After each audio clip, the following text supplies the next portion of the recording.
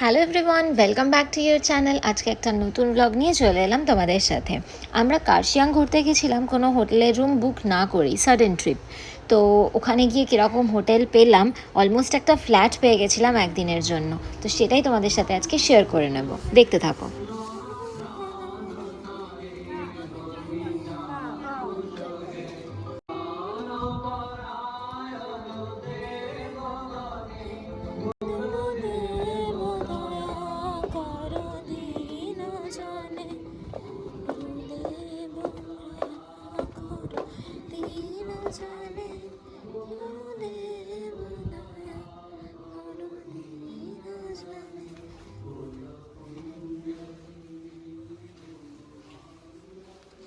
উপরে আরো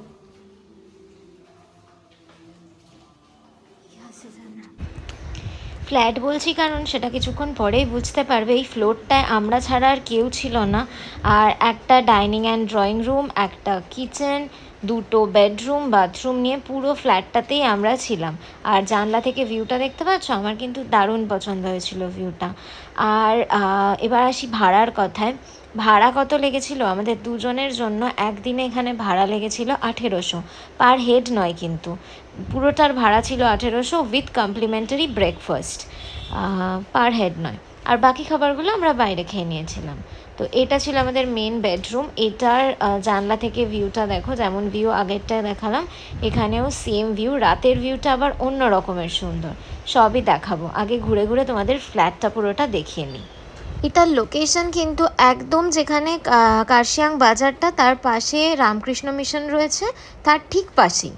মানে তোমাদের গাড়ি ধরতে যেতে হলে এখান থেকে বেরোলে জাস্ট 2 মিনিটস লাগবে। টিভি, ডাইনিং টেবিল, কিচেনের সব জিনিস সব কিছু দেওয়া ছিল। এই 4টে জলের বোতল ওনারাই দিয়েছিলেন, একটা সাবান, দুটো পেস্ট, কিছু ওই টি ব্যাগ, সুগার প্যাকেট, সব কিছু। এদিকে electric kettle, casserole, plate, glass, spoons, সব কিছু অ্যাভেলেবেল ছিল। আর গিজার তো ডেফিনেটলি ছিল। ইনফ্যাক্ট ঘরে পড়ার জন্য দুজনের দুটো স্লিপার অবধি ছিল, মানে পুরো ওয়েল ফার্নিশ ফ্ল্যাট।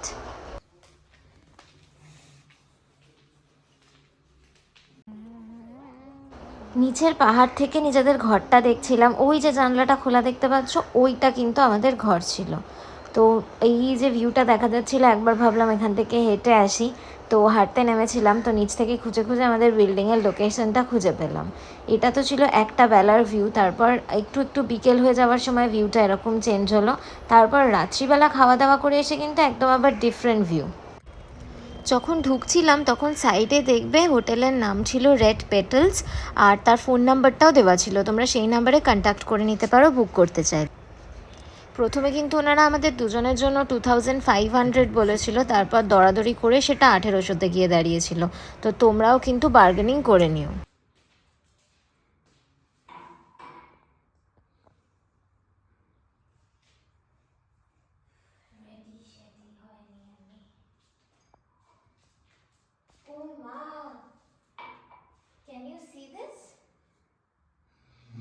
আমাকে বাসনও মাজতে হবে, কিন্তু কলটা দিয়ে জল পড়ে আর জলে কাচি আমি, এসে বাসন মাজি আমি। 1 টাকা হলো, আর 1 টাকা।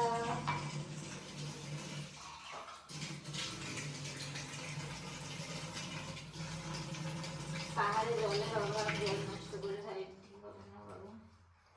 আমি বাড়িওয়ালা বলবে।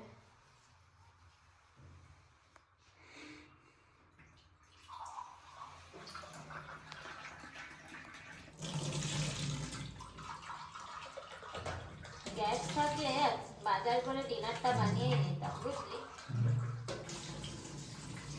ডিনার বানিয়ে নিতে পারতাম।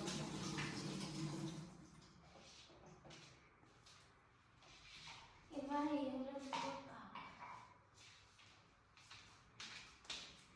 এই হয়ে গেছে আমাদের চল। Oh my god, we have a nice kettle here. এটা আমরা তো টি ব্যাগ ডোবাবো। কেটলটাও নিয়ে নিলাম। সংসার পেতেছি ভাই, সংসার পরিষ্কার পরিষ্কার। একদম চকচক করছে। সংসার পেতেছি ভাই, সংসার।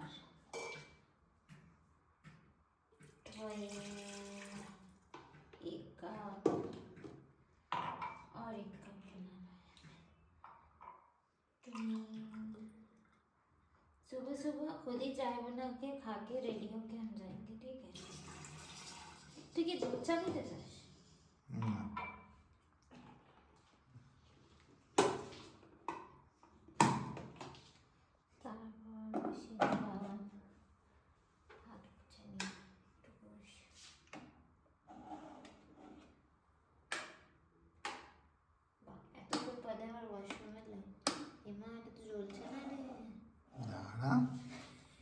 সেই জন্য করেছিল এটা, আসলেই হোমস্টে বা হোটেল কিছু নয়।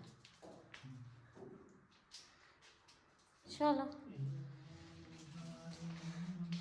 সুন্দর কাপে সাজিয়ে নিয়েছি আমরা চা। আচ্ছা, এটা তো আমাদের ড্রয়িং রুম নাকি? এটাতে বসে আমরা এখন চা খাবো আর সোনির টিভি দেখবো, তাই তো? আপনি কি চিনি মেশাচ্ছেন উইথ এক্সট্রা সুগার?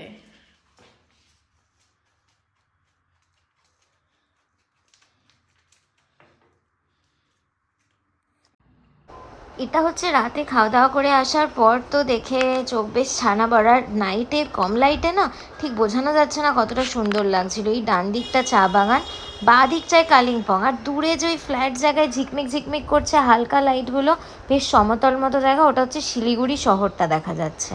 তো যেটা দিনের বেলা দেখা যাচ্ছিল না শিলিগুড়ি শহরটা, সেটা এখন ভিজিবল হয়ে গেছে।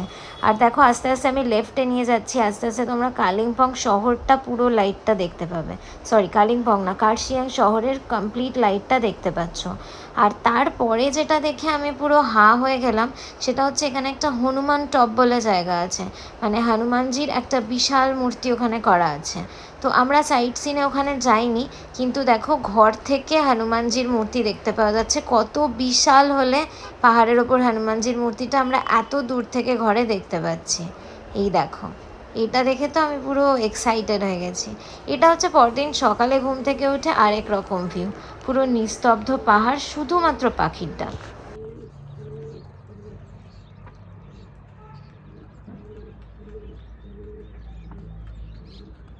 একদম বাজারের সামনে যে হোটেলগুলো ছিল সেগুলোতে কিন্তু মাউন্টেন ভিউ রুমের দাম অনেক বেশি চাইছিল, 3,000-এর বেশি, 3,000 বা 3,000-এর বেশি। আর যেগুলো রোড ভিউ রুম সেগুলোতেই 2,500 চাইছিল। তো রোড ভিউ দেখে তো কোনো লাভ নেই। সেই রেসপেক্টে এই জায়গাটা কিন্তু বেশ সুন্দর। আর তোমরা যদি বাড়ির 4-5 জন একসাথে যাও তাহলে তো খুবই মজা হবে, এরকম একটা লোকেশন একসাথে থাকতে পারলে সবাই।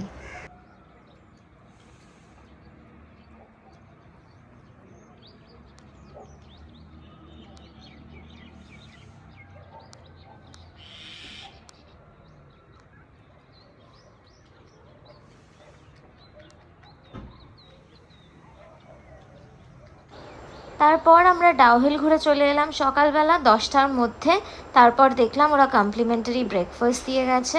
ব্রেকফাস্টে ছিল 6টা পরোটা, আর কি 8 মনে হলো, আর তার সাথে একটা সবজি, ওনারা ভেজ, তাই জন্য ভেজ সবজি দিয়েছিলেন আলু দিয়ে, খেতে টেস্টি ছিল। আর সাথে আচার ছিল আর দুধ চা ছিল।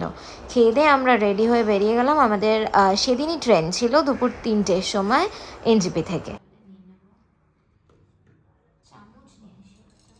সবজিটা দেখো,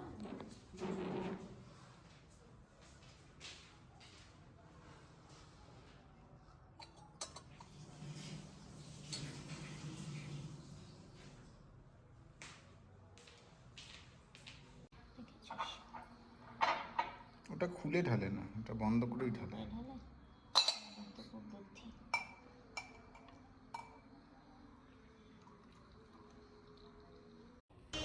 ছেড়ে আসার সময় কিন্তু বেশ খারাপ লাগছিল, কারণ নিজেদের মতো থাকতে থাকতে একেবারে নিজেদের ফ্ল্যাট মনে করতে শুরু করেছিলাম।